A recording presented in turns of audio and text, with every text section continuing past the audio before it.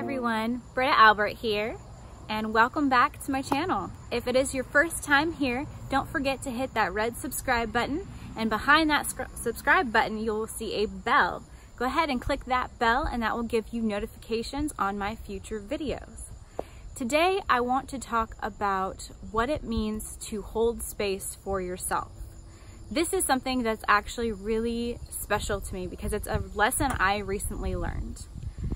Now, if you've never heard what it is to hold space for somebody, it's when you're having a conversation with someone and you literally stop and just listen. And there's no judgment for anything that they say. And whatever they need to say, you just allow. And you essentially create a safe space for that person to talk to you.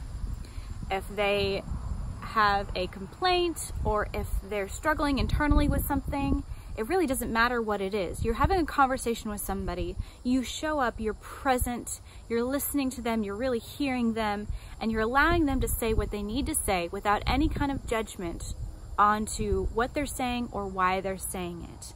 And a lot of times this is really helpful with communication, just letting people kind of work out what their issues are in their own minds. Sometimes when we just say things out loud, it is extremely helpful to help us find a resolution for whatever it is that we're struggling with. If you've ever had that happen to you, go ahead and comment below, because Lord knows it has happened to me so many times. But what does it mean to hold space for yourself? And are you able to do that? The reason that I asked that question is because I wasn't. I was so frustrated with my coach when he first told me to hold space for myself. And of course, I was struggling with something that I was trying to really heal inside of me. And I was wrestling with letting go of control, and there was all kinds of stuff that I just wouldn't let go of. Even though I wanted to, I just wouldn't. And I couldn't understand why, and I just got so frustrated. It's like, why can't I do this? If I'm gonna be able to help people, I have to be able to go through the same journey that I'm gonna ask them to go through, right? But I was just stuck, and I got so mad. I don't even know if he realized how mad I was. But over the course of the next few days, there were certain things that were stirred up within me. And one of the things that we call that is triggers. Triggers are awesome and they are maddening at the same time. When you are working with a coach and you are transforming your life and you are really working on your personal development, you should expect to see triggers. If you're not seeing triggers, you're not being honest with yourself. Because triggers are what help you identify what areas you need to work on, because that's when you hit that sensitive area. And that's what I did when it came to holding space for myself. I hit a trigger, but I couldn't identify what that trigger was yet. And in meditation, contemplating of some of the things that had happened, I realized that I hated myself.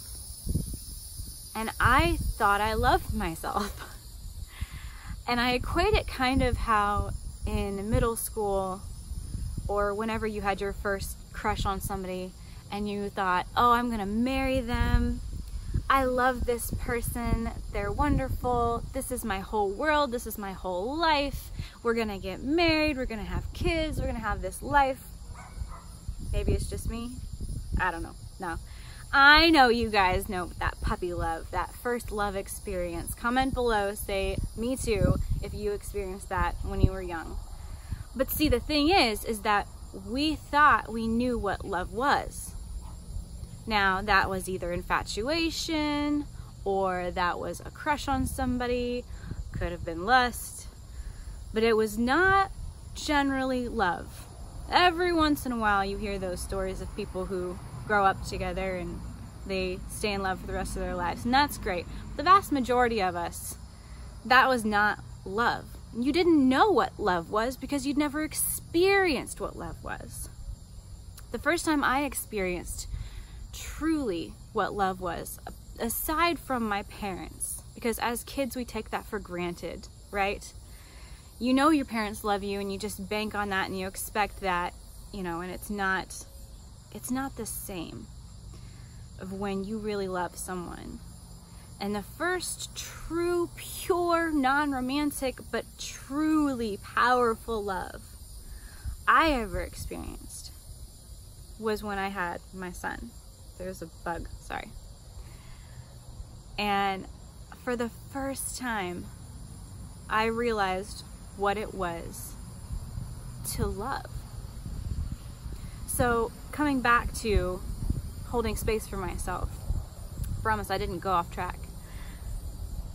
I this whole time I thought I loved myself. I thought I was on the road to bettering myself. You know, I have flaws that I know about that I want to fix or redeem or whatever.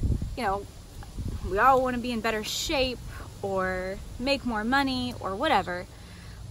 I knew those things were there, but I didn't realize how tightly my identity was wrapped into them and how I felt about myself. And I so apologize for the wind if it's messing up the audio. It's just beautiful outside and it feels amazing, so I apologize.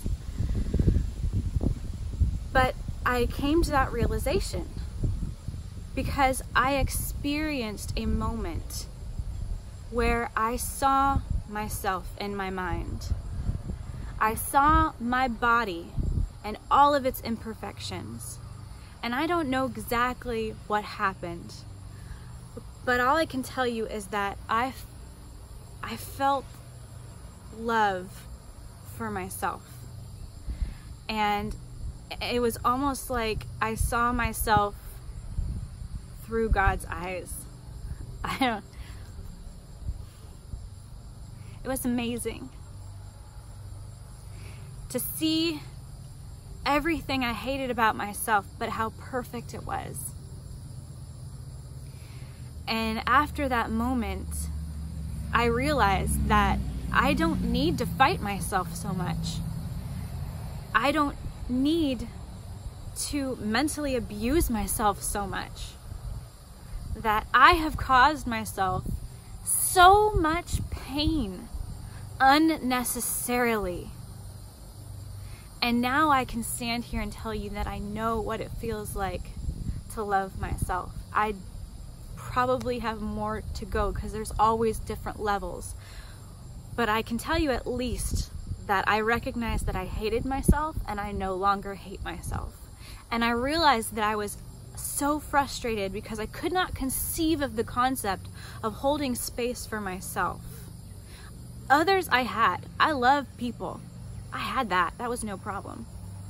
But I couldn't even fathom the idea of holding space for myself. I couldn't even conceptually understand it, let alone in practice, until I let go of that pain and that anger and that hate.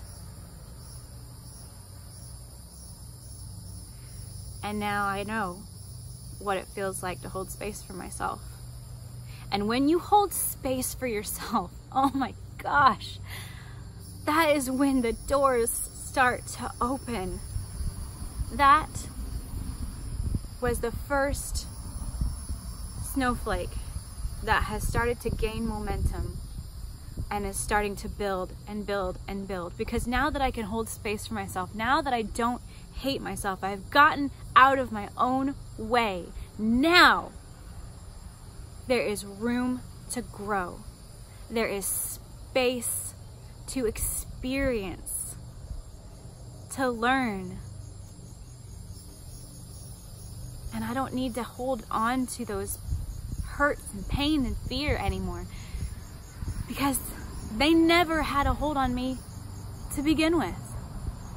I put myself in a prison of hate, of thinking I am less than, thinking I am lacking something. Now, do I still want to better my body? Absolutely. Will I continue on my journey? Absolutely. But does it make me less of a person or have less value or love myself less if it takes me a long time or a short amount of time? Am I any less capable of being a coach because of what my body looks like? No. And that is the difference. I can still want those things. I can still work for those things, but they don't define my value and they don't define who I am. And I am free to be Britta. So I have started something new, because all of this is new, but I want to help you reach, we call it in my coaching classes, your 90-day stretch goal. And how you'll know that you have figured out what your stretch goal is the first thing that pops into your head and you just get so excited. You know what your desires are. You know what your dreams are. It's right here. And it's the thing that pops into your head that just excites you. And it seems like it's on top of a mountain. It's such a big thing, but so you just want it with every being of your essence. And almost immediately, thoughts start coming in your head about why you can't do it, why you can't have it, why you're not good enough, all of those things. And you'll get these thoughts that start to discourage that goal or that dream. And that is what your 90-day stretch goal is. So now you already know what your 90-day stretch goal is. So now is the time where you click the link below and you schedule your free 60-minute session with me. And we are going to make a plan how to get you your 90-day stretch goal. I am so excited to talk to you. And again, if this is your first time here, do not forget to subscribe, because there is a lot more coming and it is going to be great. Share this video with somebody who needs this word today. And don't forget, words are hard. Don't forget to hit that bell and get notified for all the future videos coming up. I will see y'all next time.